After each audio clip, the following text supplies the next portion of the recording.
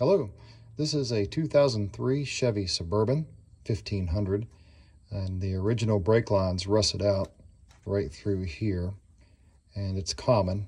My friend has a Chevy and the same thing happened to him, so I replaced the original brake lines with stainless steel. Everything went pretty good. Pretty difficult job. Got it done, but then I had a bunch of leaks here when we started to run the ABS to get the air out. So my friend told me that stainless steel double flare is a lot harder to seat than the regular lines. So what I had to do was get in here with a flare wrench, and you can see there's no room. It's just tight. So I ended up taking a 14 millimeter flare wrench.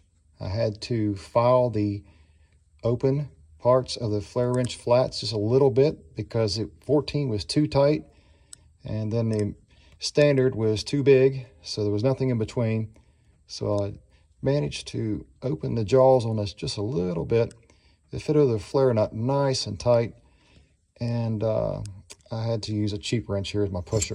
So what I did is I took this, and as I pushed and loosened and pushed and loosened, it kept going tighter and tighter until the point I've got to where it won't go no more. So be sure to tighten and loosen it until you get a good seat on that double flare stainless steel, and you'll be good to go. I hope this helps you. Have a good day. Bye.